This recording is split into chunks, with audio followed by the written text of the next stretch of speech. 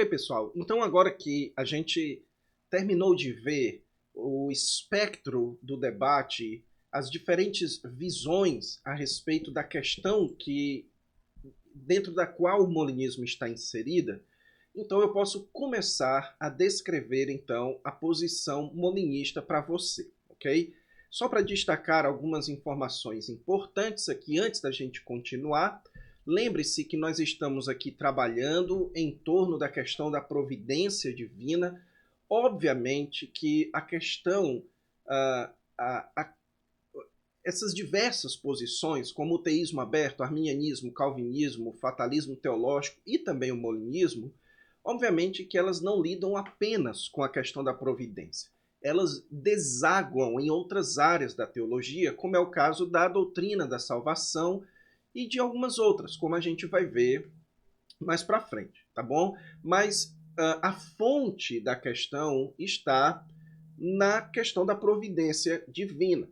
E para lembrar a você, a questão aqui é como é que nós podemos relacionar a soberania de Deus, expresso aqui nesse gráfico com a questão do controle divino, certo? Então, do controle divino sobre os atos humanos durante a história e a responsabilidade humana ou a liberdade humana.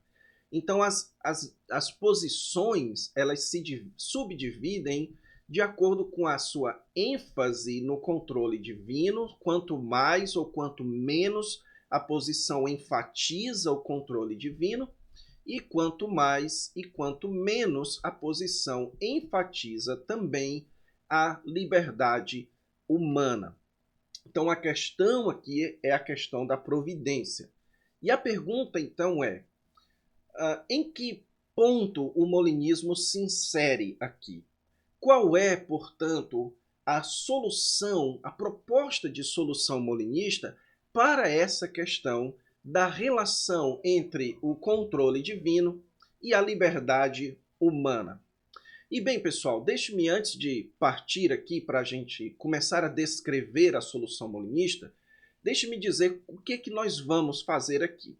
Você já deve ter percebido que desde o começo da nossa matéria eu estou tentando ir com bastante calma para ajudar você na construção do seu conhecimento. Então nós estamos indo desde o mais básico para construir passo a passo, degrau por degrau, até que você esteja plenamente pronto para entender o pensamento molinista.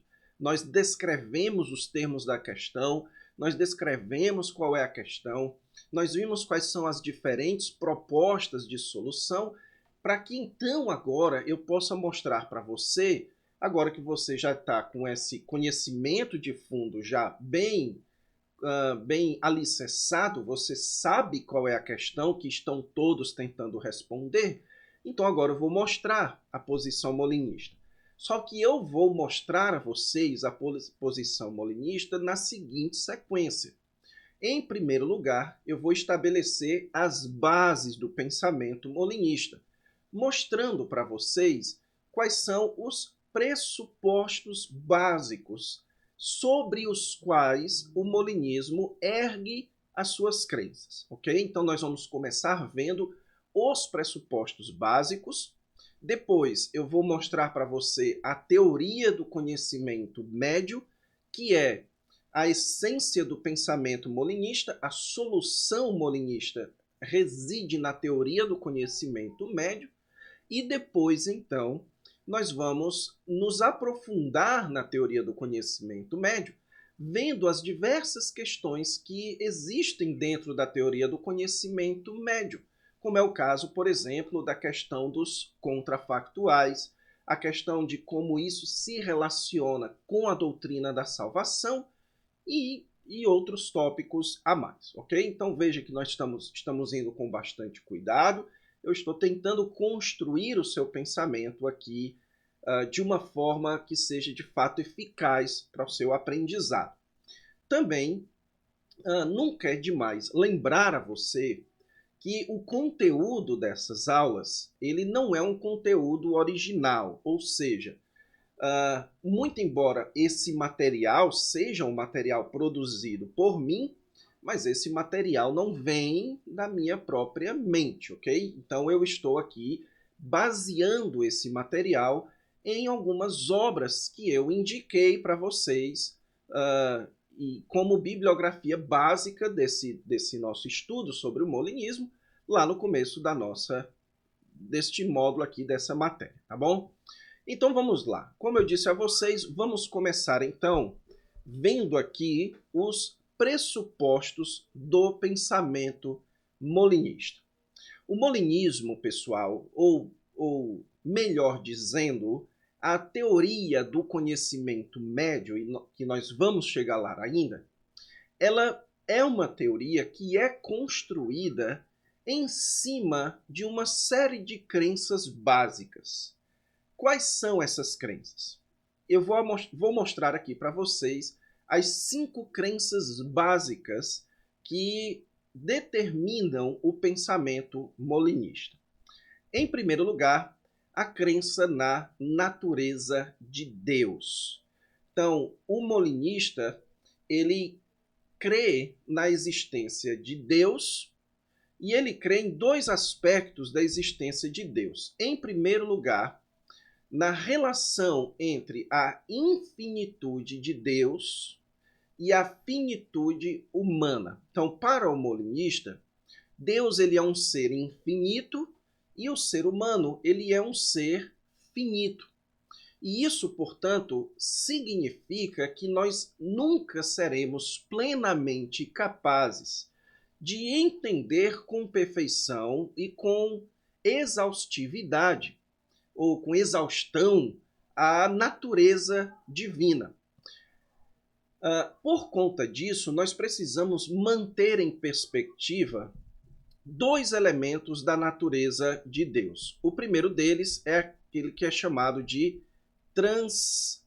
transcendência de Deus, certo? A transcendência de Deus. Então, Deus ele é um ser transcendente, mas também Deus ele é um ser imanente, certo? Ou a imanência de Deus. Então, a natureza de Deus ela é uma natureza transcendente e uma natureza imanente. Quando você sobrevaloriza a transcendência de Deus, isso significa que você está dizendo que Deus ele está tão além, mas tão além da natureza criada e do pensamento humano, que ele é impossível de ser conhecido pelo ser humano. Por outro lado, aqueles que sobrevalorizam a imanência de Deus dizem que Deus ele está tão presente, mas tão presente na criação, que ele se confunde com a criação em si, chamado, por exemplo, da teologia do processo, ok? Então, para o molinista, você precisa manter a transcendência e a imanência de Deus em perspectiva, em um certo equilíbrio. Então, ao mesmo tempo que Deus ele está além de nós, e que por isso a nossa finitude não permite que nós sejamos capazes de compreender com perfeição a natureza de Deus, mas Deus ele também se relaciona conosco de uma forma que nós temos condições de pensar a respeito de Deus e de falar a respeito de Deus até um certo ponto, ok? Mas também em relação à natureza de Deus, é importante enfatizar também as limitações da linguagem humana sobre Deus. Deixe-me explicar isso para vocês. Existem 3 possibilidades do ser humano ele falar a respeito de Deus. Pense o seguinte: quando alguém diz que Deus ele é nosso Pai, existem 3 possibilidades de você entender em que sentido essa expressão Pai reflete aquilo que de fato Deus é. Em primeiro lugar, existe aquilo que é chamado de linguagem unívoca. O que significa isso? Significa que aquilo que é falado a respeito de Deus é exatamente aquilo que Deus é. Ou seja, quando nós falamos que Deus é Pai, o nosso conceito humano de Pai representa exatamente aquilo que Deus é. Existe uma outra forma, que é a chamada de forma equívoca, ok? A forma equívoca afirma que aquilo que nós falamos de Deus a respeito de Pai, lembre-se que eu estou aqui usando um exemplo, isso de nenhuma forma expressa a paternidade de Deus. Então a linguagem humana é totalmente incapaz de expressar aquilo que Deus de fato é. E existe uma terceira forma, que é a forma analógica. Ou seja, que quando se afirma que Deus ele é Pai, o que está se querendo dizer não é que Deus é exatamente um Pai, como nós conhecemos na linguagem humana, mas que existe uma semelhança, que existe uma analogia entre a paternidade humana e a paternidade divina. E que, portanto, a linguagem humana a respeito de Deus, ela nunca será capaz de expressar exatamente a natureza de Deus, mas também ela é capaz de expressar algo a respeito da natureza de Deus. E, portanto, a forma como ela expressa este algo da natureza de Deus é de forma analógica. É uma linguagem analógica a respeito de Deus. E isso é importante para o molinista, pessoal, porque nós vamos falar aqui de uma série de informações a respeito da divindade que você não pode entender isso de forma unívoca, ou seja, que aquilo que será dito representa exatamente como as coisas são. Por exemplo, nós vamos falar aqui de Deus ele tendo momentos no seu pensamento. A nossa mente humana, quando se fala em momentos, nós já pensamos em termos de sucessão temporal, que uma coisa sucede à outra temporalmente, ok? Mas, quando nós formos falar a respeito dos momentos do pensamento de Deus, digamos assim, nós vamos estar utilizando aqui uma linguagem analógica, ok? Nós vamos estar utilizando uma imagem que é comum ao pensamento humano, à linguagem humana, que representa, não perfeitamente, mas que representa com uma certa semelhança aquilo que acontece na realidade divina, ok? Então lembre-se disso. No pensamento molinista se crê na chamada linguagem analógica a respeito da natureza de Deus, certo? Em segundo lugar, segundo pressuposto do pensamento molinista, é a crença na onipotência divina. Para o molinismo, pessoal, a infinitude do poder de Deus está relacionado à sua própria natureza. O que significa isso? Isso significa, basicamente, que aquilo que se diz que Deus ele é onipotente está, de certa forma, limitado a aquilo que Deus é. Então, deixe-me usar um exemplo. Existe uma perguntinha clássica, que é a pergunta se Deus ele pode criar uma pedra que seja tão grande, mas tão grande e tão pesada, que nem ele mesmo possa levantar. Então, se Deus é onipotente, ele poderia criar uma bola quadrada? Ele poderia criar um solteiro casado? Se Deus é onipotente, ele poderia deixar de existir? Ele poderia deixar de ser amoroso? Deus poderia, por exemplo, inocentar alguém que é culpado? Ou seja, Deus poderia ser injusto? E a resposta para todas essas perguntas é não.